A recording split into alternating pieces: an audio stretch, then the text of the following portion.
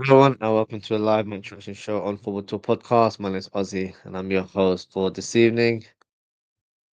Honestly, I didn't want to revisit this match, but here we are with the show. One awful performance that we saw yesterday. Um, my title of the show pretty much says it.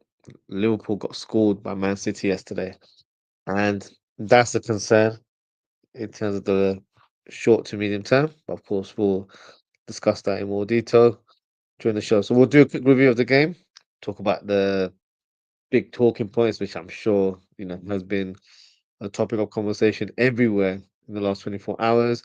Plus, we will do the player ratings, and of course, if anyone wants to call in, there is a link pinned in the live chat. So feel free to hit that link, and I'll try and get you on towards the end of the show. So yeah, let's start with the review of the game. First half. One of the greatest of starts. Man City were in full flow, in full possession of the ball as well, and they got a bit of a breakthrough as a penalty was awarded for City as Doku falls to ground after a Mamadashvili challenge. Now, for me, I said it yesterday in my watch along, and I've looked at it again and again. For me, it's not a penalty. I feel like Doku was just very smart to know when to fall down. So yeah, I'm saying that he dived basically, because when Mamadashvili came charging in, I don't think he came in fully committed. He kind of realized the situation. He wasn't going to get anywhere near Doku, so he kind of half committed in that moment.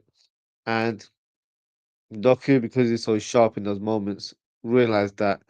And as soon as he realized that his first touch was going away from him, he knew if he got any touch of the goalkeeper, it should be in favor of the attacker, and that's exactly what happened. So for me, not a penalty, but of course, the referee wasn't going to give it to Liverpool, was he? So Haaland steps up for the penalty, but Mamadashvili produces a fantastic save. Pretty much read the run up from Haaland to the tee and knew exactly where he was going to hit the ball. And Haaland was in disbelief; he couldn't believe it. So a great moment there from the keeper. But Haaland has the last laugh as he breaks the deadlock. Bizarre finish for me because I can't quite tell who got the final touch. Was it Haaland or Konate? Bit of a strange one, but even in that moment, I feel like Konate maybe should have done better, only because of his reaction where, he tried to head the ball away and he was lost because he didn't realize if he made contact or not. So for me, I kind of feel like he jumped, closed his eye, and was hopeful that, he'll make a defensive clearance there, but that's not how football works, unfortunately. So yeah, I think maybe he should have done a little bit better there. But there comes the biggest moment of the game. Liverpool thought they got the equaliser after Van Dijk produces the perfect header into the bottom corner from a set piece. And by the way, great corner kick from Mohamed Salah. VAR reviewed it and instantly, not instantly, because they had the ref go over to the monitor to review it, and it was ruled out as they believed that Robertson was obstructing Donnarumma's vision. Now, for me, that is, and of course, he was offside. That was the ultimate reasoning that they said, but it was a mixture of the two. But if you look at, the replay, the Italian goalkeeper was at full stretch for that header. But for some reason, that was deemed as Robertson interfering, with his vision.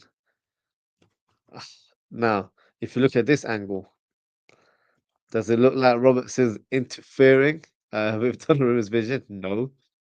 It's quite clear that Doku, if you want to label it this way, is the one that is blocking his view. But look at Donnarumma's face. Look at his eyes.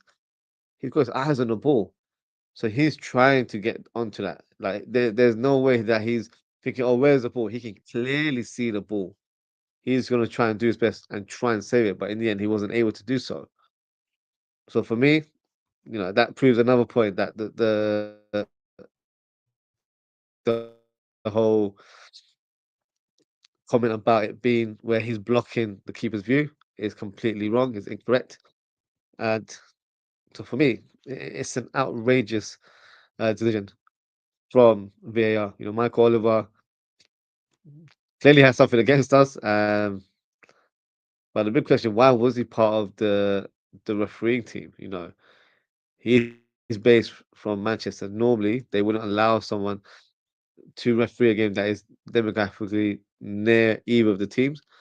So is that not a conflict of interest? I guess when it comes to Liverpool, the rules change. They get bent over a little bit, I guess. Now, I'm not saying we would have won the game, if this goal had counted. It could have changed the outlook or the way we go into the second half. But I think the big talking point here is, as football fans, all we want is consistency. That is literally all we want.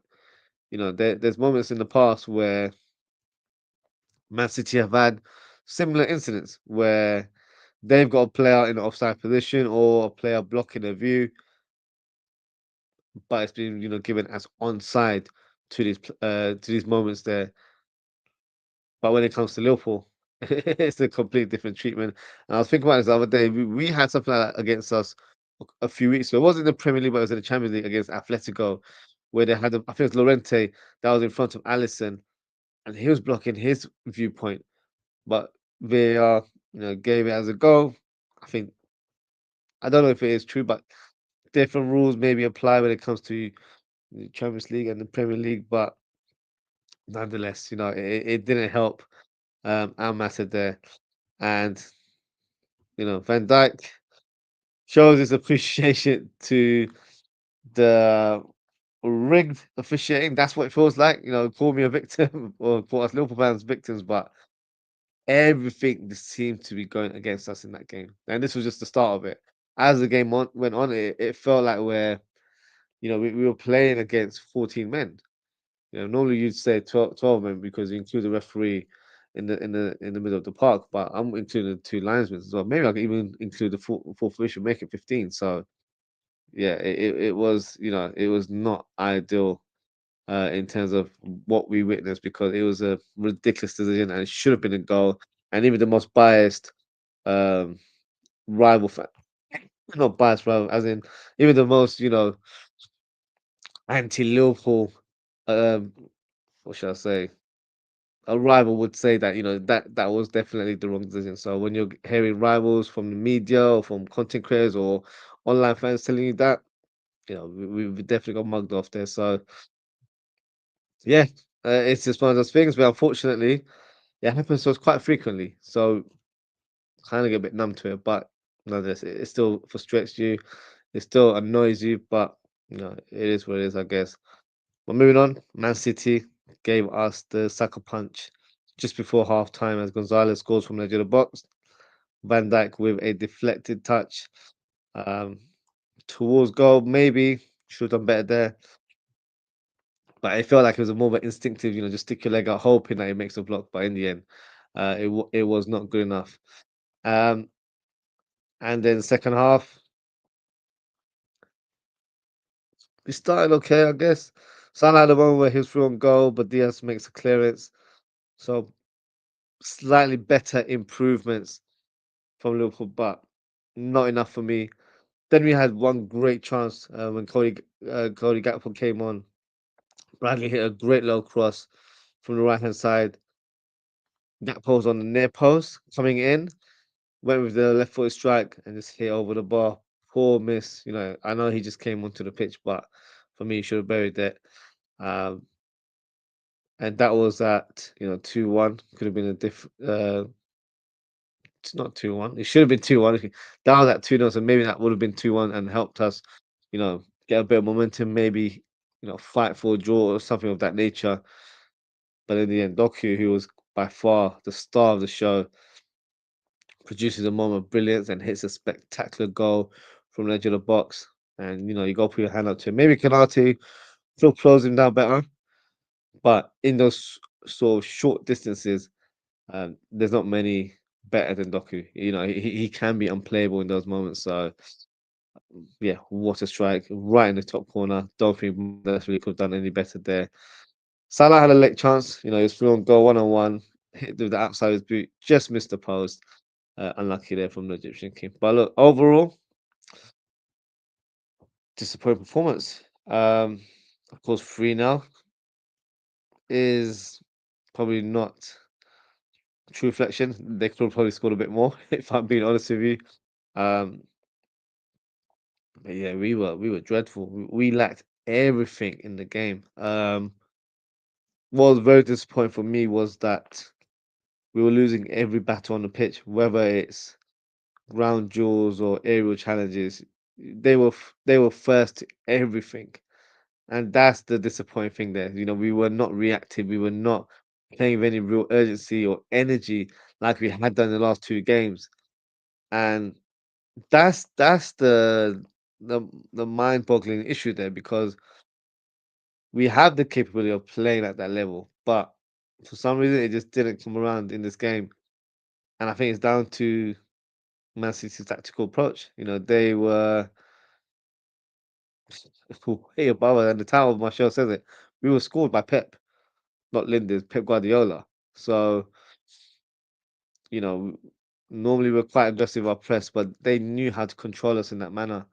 And, you know, the most interesting tactic was that they targeted Konate, as in they man marked everyone else in the back line, but they let him have the ball because they knew he was a weakness or he was a liability on the ball, because when you give him that space and freedom, he's not quite clear in terms of what he wants to do with the ball, and doesn't have the technique to spray passes all over the pitch. So, tactically, they did it everything to the book, and they were so aggressive in their play, whether it's from their pressing or just pushing Liverpool back, and we had nothing to respond with. We didn't really have a defense, we didn't really have a reaction to it, and quite frankly, going into the second half, we were defeated, 2-0 down.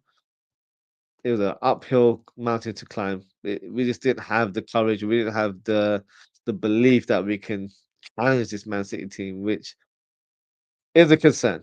And then I feel like, that was the time for Ozwrld to make some tweaks at halftime, change the shape, or maybe even some personnel change, whatever he wanted to do. But he didn't do that. He kept the same team, kept the same shape. And then towards the latter stage of the game, we played with a false nine, we played with Verts as the furthest player of our team or in the attack. That is the completely wrong thing to do, because now you've brought on Gakpo, who is a winger who likes to, whipping crosses there. Then you've got more players on the overload. So Bosley occupying that right hand side a bit more. He's whipping in crosses. You don't have a focal point. So why are we whipping crosses?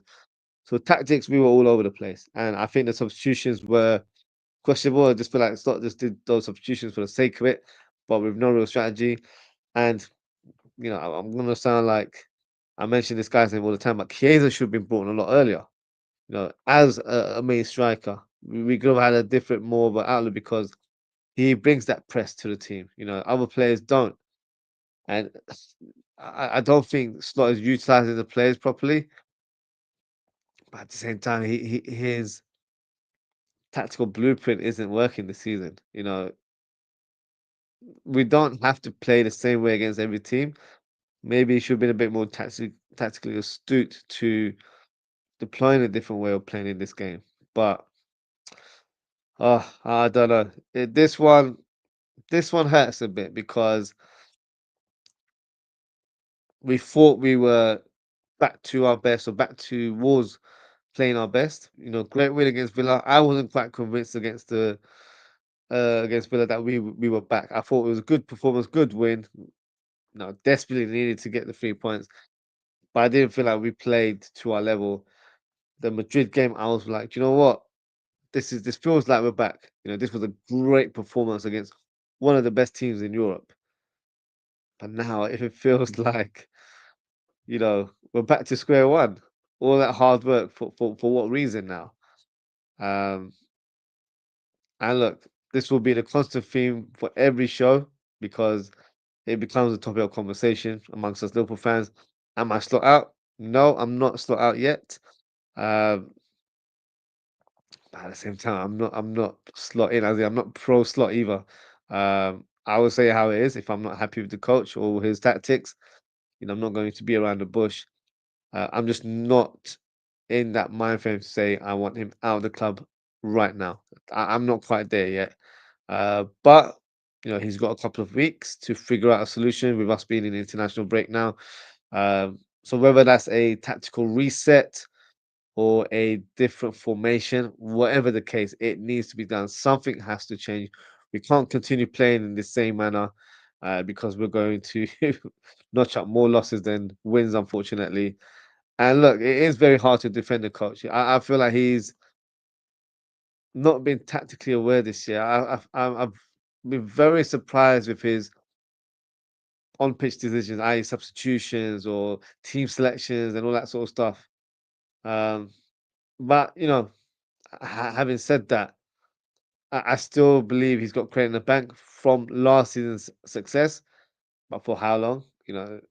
Not too long. If I'm being honest with you, um, he's probably got until the end of the season to fix this issue. Um, some fans will disagree and say he's not got that long. So let's see. I feel like if we continue to go on a downward spiral and not notch up any wins, December is the month where if we want to make changes, make it then, because then we can appoint a new manager and give them the backing to add reinforcements in January. Because once the January window hits and Arsenal's still there, you have to back him. Whether Liverpool will dip in the market or not, I don't know. We've been linked to a few players, so I'm sure we'll do some transfer shows later this week. Uh, but they're not defensive players. I feel like that's where our frailties are defensively from our backline, but also in midfield. But we're continuously linked with wingers right now, which of course is. I'll be honest with you. There's no area in our pitch where I feel like we're good. Like we're solid there. Goalkeeping probably is the only department I feel like we're all right. Defense, we're lacking numbers. Midfield, we're lacking skill, tenacity, energy, everything. Barca was that he's been by far our most standout player this season. Attack, we've got no real impetus up top. Our wide players don't take on fullbacks. They're not that type of profile, especially Salah. He's not that kind of dynamic player like he used to be. He's got a different way of playing now to affect the game. Gakpo, I don't mean to be rude, but he's a one-trick pony. He likes to just come inside and that's it. But I don't mind a left winger coming inside. Obviously, you're right footed. That is what you tend to do. But it's his tactical awareness. He doesn't know if he's got a fullback behind him where, Kelke 9 out of 10 is always on the overlap, never finds him, never passes the ball to him. And even when he's in a more central position, he's not finding the right passes. So that's a concern for me in terms of the way we play. And look, I'm sure everyone's seen uh, Luis Diaz's goal for Bayern Munich. That's just one of the great goals he scored. He's got some fantastic goals for the German side this season. And I'm sure people that watch my show regularly, and that have been the last few months, you'll vouch that I wasn't someone that wanted to sell Diaz. I really wanted to keep him because I thought he had a fantastic season for us last year. And what impressed me the most was his flexibility to play effectively on the left wing, but also up top as well. Gave us such a great attacking presence. And I feel like he was just hitting peak form. I feel like he was just gearing up to that. And right now, he's showing Ballon d'Or form, if I'm being honest with you. So, um, look, but I understood the situation in terms of, him not getting the contract that he wanted, and the club feel like, in terms of the age profile, he's approaching his 30s. So, we have to reshape the team a little bit and appoint a younger player or recruit another winger. But why did we not do that? Why did we not replace Luis Diaz? Because I feel like we need that type of profile in our team. Some will say, well, we've got Ruben Gamoa. Why is he not given a chance? He's too young. He's not ready for the first team. It's not smart or good for us to put in a young player that, for me, is still developing, still learning. If you put him in the firing lineup and he doesn't deliver, do you know how much of a knockdown of effect it will have on the player? His confidence will be shattered, and he's only 16, 17 years of age. So let the player grow, let the player learn with the under 23s, let him, apply his trade there, and he'll be a first teamer in years to come. But right now, he's not ready for me. So I feel like Liverpool made a mistake to not replace Diaz in the team. But will we rectify that and appoint or recruit someone in the summer? Not in the summer. Summer definitely. Uh, January, slight possibility, but we'll have to wait until then. Um, but also, the big question is, are we out of the title race? For me, I always try to be as optimistic as possible, but I have to admit, it feels like it's done. I'm not saying a certain teams won it, but I feel like the team, of course, that I'm talking about is Arsenal. They look very strong, and it is very hard to see them dropping many points. This season. Of course, I know they dropped points against Sunderland, but they're not going to lose 6 out of 7 games. That's just a Liverpool thing right now. They won't be in that kind of downfall, in my opinion. So, but look, having said that, I don't want to sound like I'm on the fence here. We could, you know, change our tune and challenge for the title, but I don't think it'll be a real challenge where Arsenal feel like they're going to get surpassed by Liverpool. Man City, I think, are probably their closest rivals for the title this season. So for Liverpool, our focus needs to be finishing in the top four. And look, there's no guarantee we can do that because of this poor form we've shown in recent weeks. So yeah, it's it's it's troubled times for us Liverpool fans right now. You know, I said a couple of weeks ago we're in crisis. It felt like the mood changed because we got 2 wins, but we're still there. We haven't fixed anything. We haven't found any solutions. So it is a concern going forward. So hopefully, Slot can come up with a new master plan because right now it is needed. So before we move on to the player ratings, let me go through the comments. Uh Daz, big up Daz as always. He says, Ozzy, you're correct. It was never a pen, but I'll go should have stood. 100%. It should have stood. Um, yeah, just looking at the different angles and everything, it should definitely have stood. But whatever the agenda is, it worked. It ended up being pivotal. And I know Liverpool today, I think, communicated with PGMOL about the incident, about the concerns of the officiating. I don't even know what's going to come out of that. Those kind of things, they don't really end with much. We may get an apology, but how many times have we received apologies with no outcome? So that's a frustrating thing for me moving forward. Excuse me. LSC 20, we got LSC 20. So, big up Ozzy. The problem with the refs is they police themselves so they know they can get away with things because there's no jeopardy for them other than a slap on the wrist. That is facts. They can get away with murder. It's so true. And it is, they police themselves. That is the annoying part. And that's why, you know, I I I get annoyed when I'm watching a sports channel and I'm hearing the referee as part of the commentator team.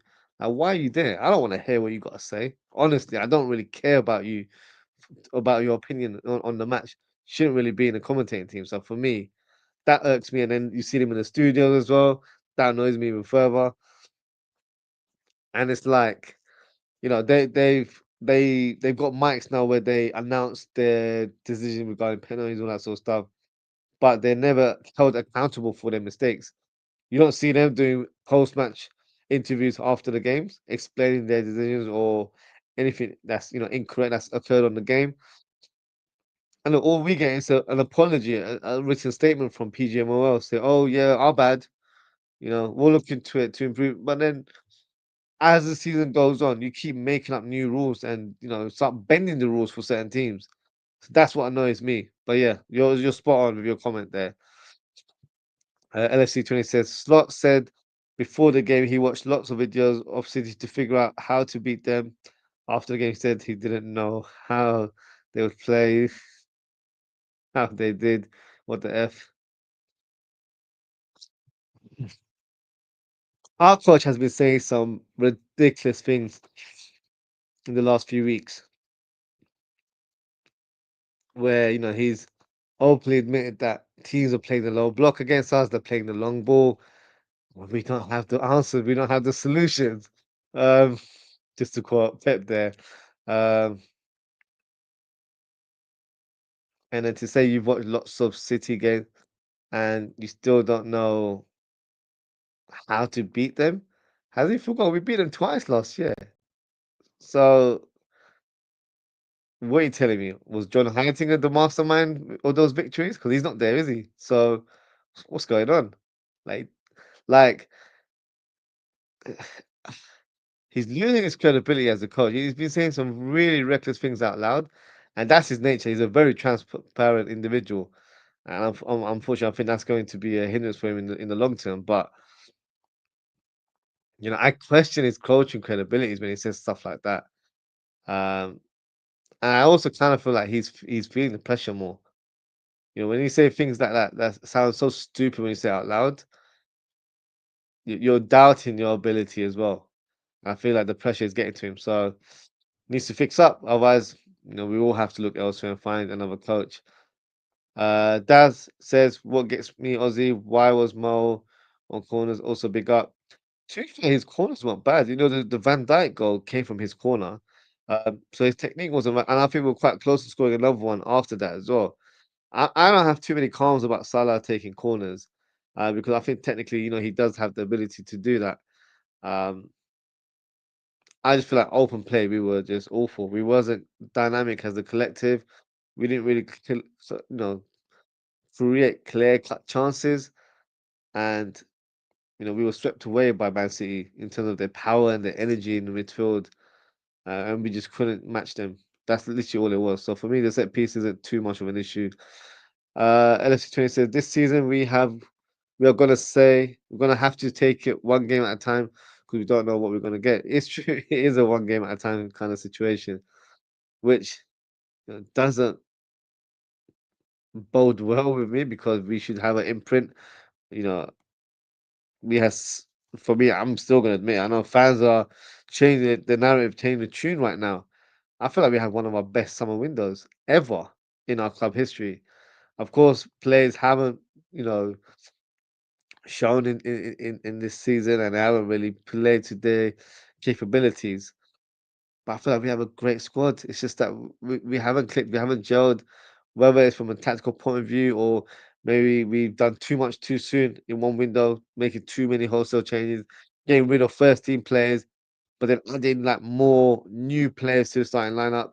It has affected the dynamics of the team. So it will have to be one game at a time. But that's frustrating because I don't feel like the coach knows what he's doing half of the time. So let's see. Let's see what happens.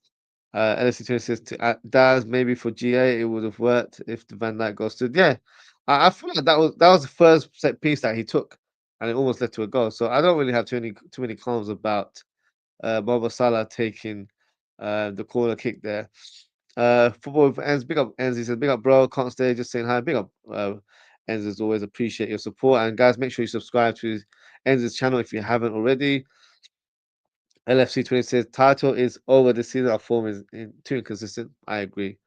I was trying to hold on to their life and say, we can still turn it around and make things happen. No, I just don't see it. We're far too inconsistent.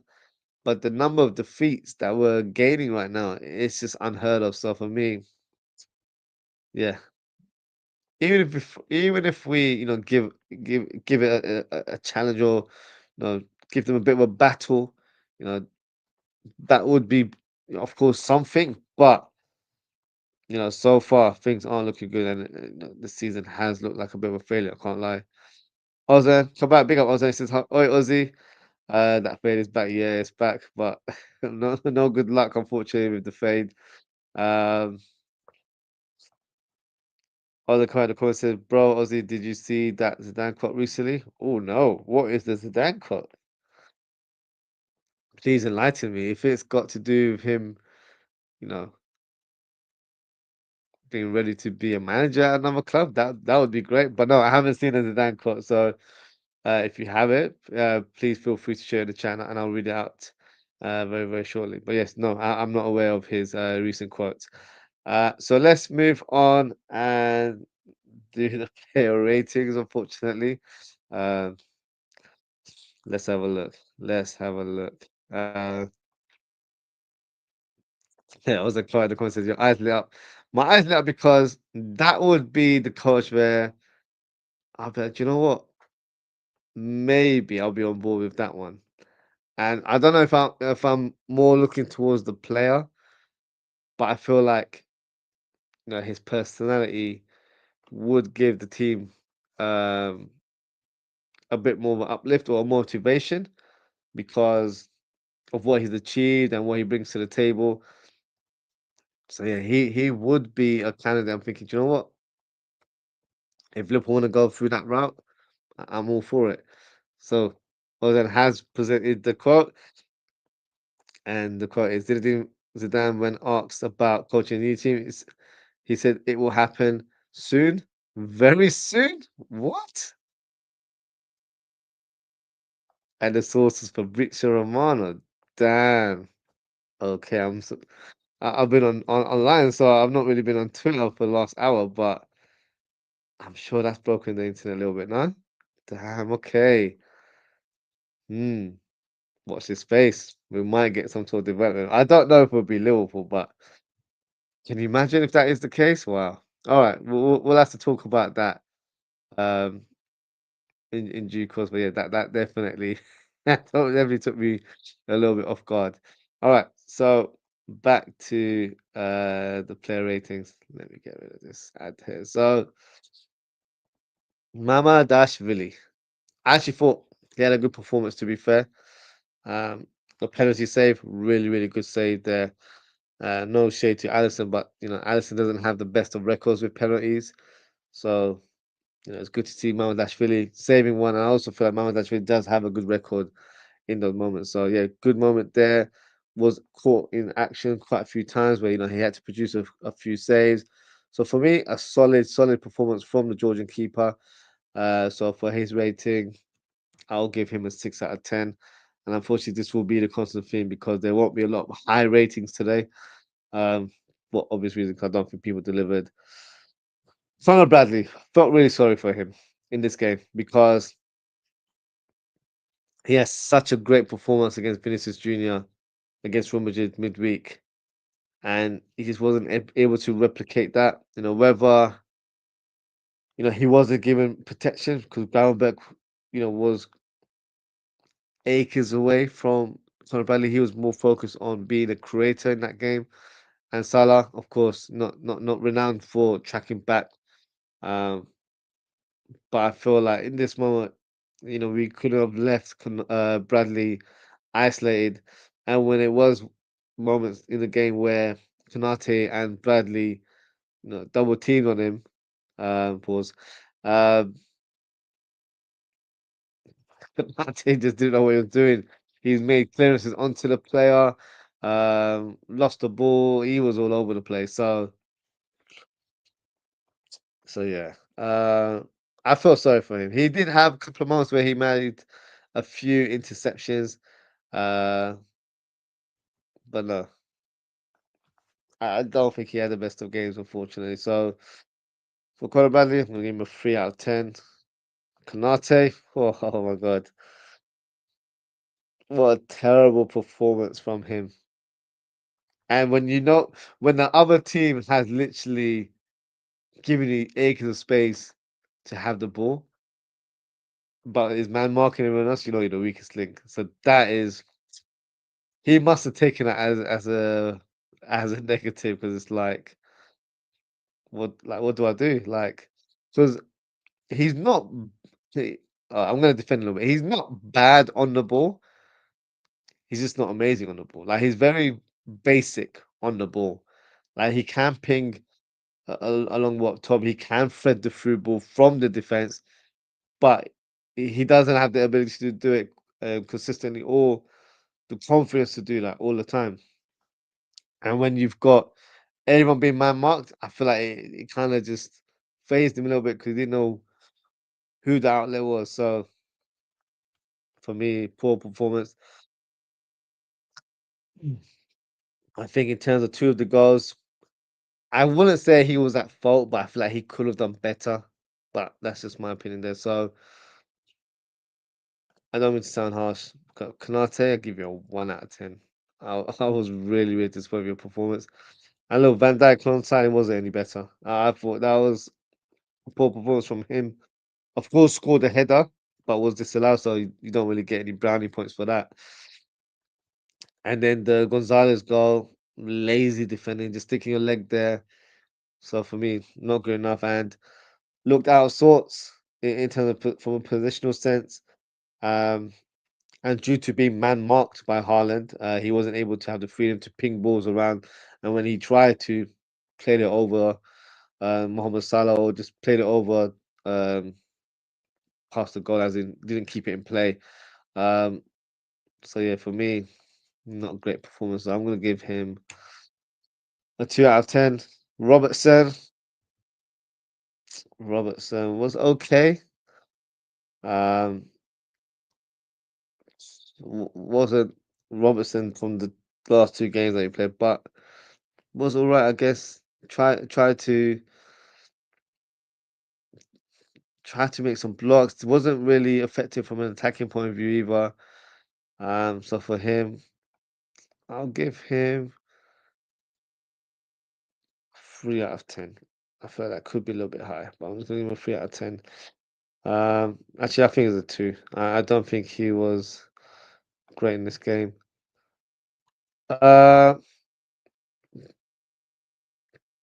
just got a comment here from Daz. Daz giving 6 to Mamadashvili. I'm laughing because Daz always writes Mamadashvili's name in different ways in the course of the last few shows. LFC 20 says, sorry to burst your bubble, but Zidane, as said in the past, he don't want to manage in England and he don't speak English. Yeah, that's why I was very surprised by that comment there. That it will happen soon, very soon. It could be just the international job. It could be the French job. So I wouldn't be surprised that they move on from the shops and appoint someone else. So that might be more inclined to that. But I've said it in the past. The name Zidane has been mentioned to me in terms of potential candidate. I just feel like for him, a job in England doesn't appeal to him. He never came out as a player. Um, and you say he doesn't speak English, so that's another talking point there as well. So no, I don't see him as a realistic candidate. But then that begs the question: who else is out there? I don't see there being a lot of potential candidates that could come in and do a better job than Slot.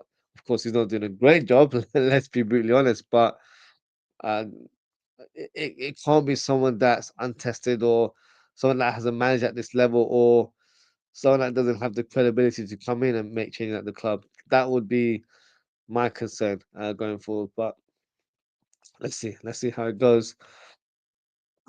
And that's with the score 0.5 for Ibu. Van Dijk gets 1.5 and Robert gets 1.5 as well. So yeah, that is fair from Daz. Gravenberg. Wow. Gravenberg. I'm gonna try and paint the positives, then go into the negatives. I feel like that's the right thing to do. Showed good moments on the ball and stuff, but at the same time, he was poor when it came to intercepting. He couldn't get hold of the ball. He was losing in one-on-one duels. Passing became wayward as the game went on. He had a bit of a shocker, if I'm being honest. But I feel like there was worse players around him, which says a lot in terms of our overall team performance. So for Granberg, I would give him a 3 out of 10. McAllister, oh god, yeah, back to old McAllister, where he's getting pushed around, showing no energy, no tenacity in his play. Yeah, no great performance from him either. So for his rating, I'll give him a 2 out of 10. So Bosley, the only player that can, you know, ho- hold his head up high because he had a decent performance. Um, the only positive outlet of our team, where I feel like if something was going to happen, it was going to come through or it's going to come from Soboslai just because he was all over the place in terms of his pressing, but he was like wanting the ball. That shows, leadership qualities there. It shows you his mentality that he's not hiding just because we're all playing terrible. He's not going to flow fashion. He's not going to follow suit there. He's going to stand up tall and let the people know that look, I'm going to try and give my all here. And he tried to be a creative outlet for us. He tried to have a couple of shots on goal as well. So for me, he really, really tried his best, but unfortunately, everyone else around him was not on the same wavelength. So in terms of his rating, it will probably be the highest rating, which wouldn't be a surprise to you all. I'll give him a 7 out of 10. Feel like he was really, really good. Unfortunately, wasn't able to impact the game uh, due to the players around him. Salah, I actually don't think Salah was too bad in this game. Um, he did find it tricky up against O'Reilly, but at the same time, did get past him, created some good openings, but not a great performance from Salah either, if I'm being honest with you. Of course, that late one-on-one opportunity he could have scored, but it would have been a consolation goal more than anything else. So for me, in terms of his rating, give him a 4 out of 10. Um, Verts, Verts was okay, and I'm saying that very politely as well. Um, he worked hard, he tried to be a constant menace with pressing, but unfortunately on the ball, he picked up some decent through balls here and there, but didn't really impact the game in my opinion. And as the game went on, I feel like he just lost any impact or influence on the game altogether. So not the best of performances from our German wonderkid, unfortunately. So for him, he gets a 3 out of 10. Ekitike, it's a straight afternoon for him.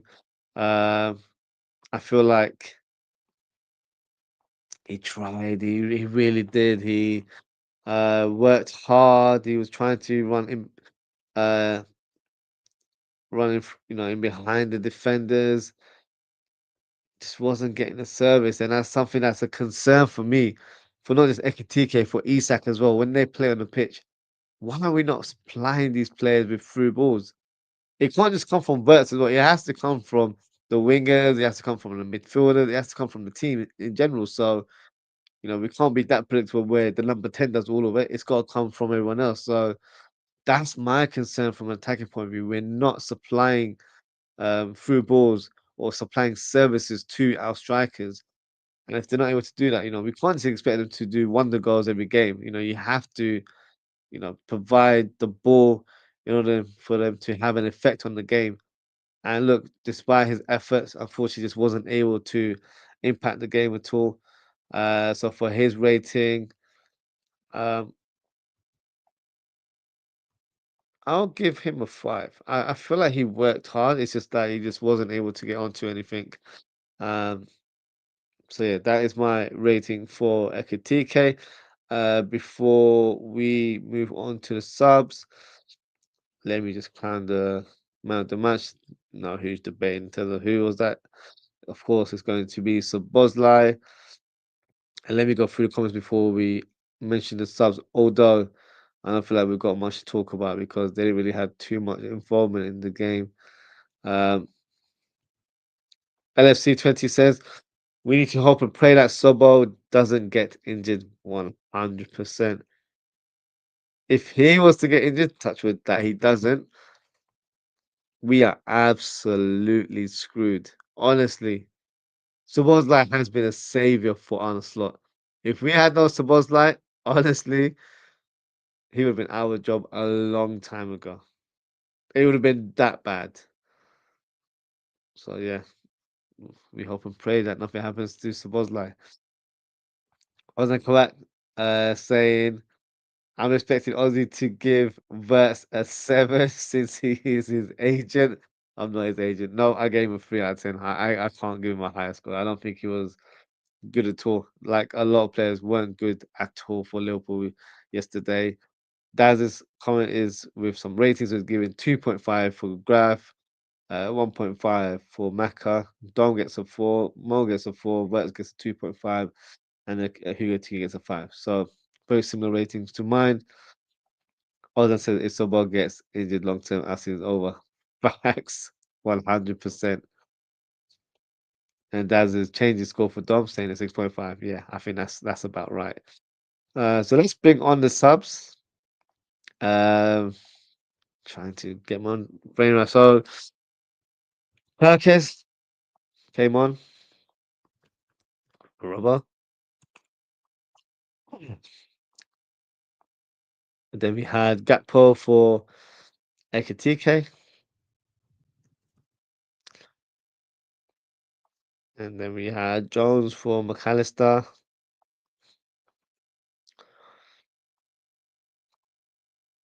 Gomez on for Conor Bradley.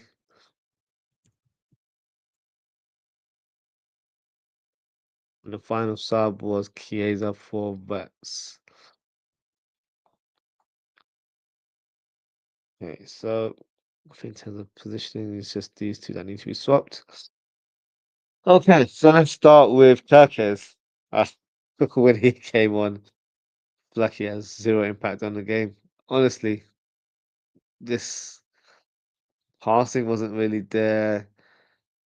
He's just making up the numbers, so I don't feel like he had any impact on the game. So I'm gonna keep it short and sweet. 1 out of 10. Like he had zero impact. I feel like none of the subs did, which is a little bit unfair, but needs to be done. Gakpo for me gets a 1 as well, simply because of that miss. The poor miss. I know it came very early on as he stepped onto the pitch, but for me, should have done better. So it gets a 1. Uh, Jones, I did not realize he was playing until probably like the 85th minute. And he came on a lot longer before that. So ineffective. So it's a 1. Um, I'm just not in the mood of giving anyone good scores. Gomez, I don't remember him even getting many touches, but I'll give him a 2 because I don't remember him making any mistakes. Chiesa tried his best, press from the front. Give him a 3 out of 10. So that is my rating, short and sweet, because I don't feel like we need to evaluate um, the subs that heavily or in detail because they didn't really have much involvement in the game. Uh, I was on comments says slots rating, uh, and LFC 20 pretty much answered it for me in the basement. Facts. What? I can't give a score. It's a 0. I'm not giving the player 0, but manager was awful. He got everything wrong.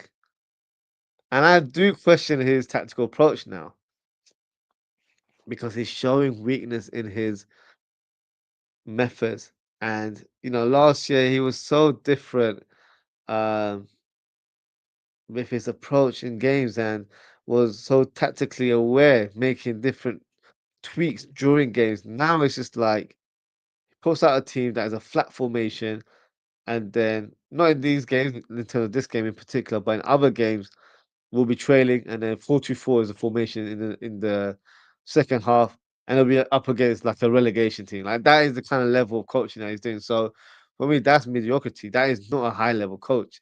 So that's my concern going forward. So yeah, poor performance from the coach. Substitutions were weird. Didn't make any tweaks at half time, which was a surprise. I feel like he might have at least made some personnel changes. I was expecting us to change formation. He didn't do that either. And then as the game went on, he put Verts as a false 9 before he brought on Chiesa. Chiesa only played for about 8 minutes. So yeah, he got it all wrong. So for me, 0. Awful performance. From the coach, I was then saying 100. Dad with the comment says Kirkes 1, Cody 1, Jones 1, Gomez 2, Federico. Yeah, so you got the same rating as me there. Ref rating from the Liverpool side is 0. From Man City is a 10 out of 10. He helped them win the game. Let's not be around the bush. Ozzie in the comments says, Ozwrld, do you think if Van Dijk's goal wasn't disallowed, we would have got something out of the game? No. That's why, look, I'm annoyed and frustrated with that whole decision because it was incorrect. And my frustration is more so about the credibility of the league because there's too much inconsistency with these referees. And it's not just Liverpool. Other teams will say, no, they've been mishandled as well, and rightly so. But I can only speak from a Liverpool point of view because I'm watching these games in more detail. And it happens to us so many times. It's become too frequent now. And look, if we had got that goal, it would have been 1-1. It would have changed the outlook a little bit. But I think they would have beaten us because they were just there was just honestly they were playing at gear two, and we were still in neutral, so they're already ahead of us. That's what it felt like. So we were not really contesting with them in that game. So no, I don't really see that happening. Unfortunately, I don't think it would have changed the outlook of the game. But you still want goals to be given when it should have been on the scoreboard. That's it. We just want consistency, as football fans. But we're not getting that, unfortunately. Um, and that is it for today, guys. Thank you so much for tuning in. Thank you to Daz. Thank you to LFC20. Thank you to Football with Ends. Thank you to Oz and Kabak for your comments. And I appreciate your engagement as always, guys. If you haven't already, please don't forget to like, comment, share, and subscribe to the channel. Now, with it being international break, we don't really have any games coming up. So, in terms of content, I don't have anything scheduled as of yet, but I will give you a bit of ideas in terms of what to expect for this week and next week. We'll probably do some transfer related shows, especially with it being November now. We're going to see players being linked with the club, especially with our downward spiral of form right now. Um, today we've been linked with Minte and Semenyo again. So, those links are going to appear. So we'll speak about that in more detail. We'll try and do some FC26 shows, even though I remember I did it last time. I was ill and completely regretted that in the end. I'm still under the weather, unfortunately. So I'll try and do that at some point. And then we'll do a show where maybe we go talk tactics again. I did upload a video a few weeks ago of potential solutions, so we can kind of revisit my ideas again. But we'll do it as a live show, as I didn't do that live, so we can have a collective discussion and see what will work, because something has to change. So yeah, expect a few different types of shows this week and next week. So yeah, make sure you hit that notification bell so you know exactly what times those live streams begin, and yeah, hopefully lots of content coming your way during the international break. LSC 20 big Ozzie, big up yourself as always. That's any FIFA streams coming out, Ozzie. Yep. So I will be doing some FC26 streams. Not sure what day. Uh, at some point this week or early next week. So yeah, we'll definitely do some FIFA shows. Um, Lewis TV after this TV says Giovanni Van Bronckhorst rating, as well as Sipke Husov. Yeah, they're in the basement with Arne Slot, so they don't get any upper hand in terms of their rating. So yeah, they're with the basement. They're in the basement with the coach there. So yeah, no who scores from me. Um, maybe we go back and recruit John Heiting again. He's available now. He got sacked by Ajax, so maybe that's a possibility going forward. But we can have that discussion another day. But that is it for today, guys. Thank you so much for tuning in. Take care, stay safe, and I hope to speak with you all very, very soon. Goodbye.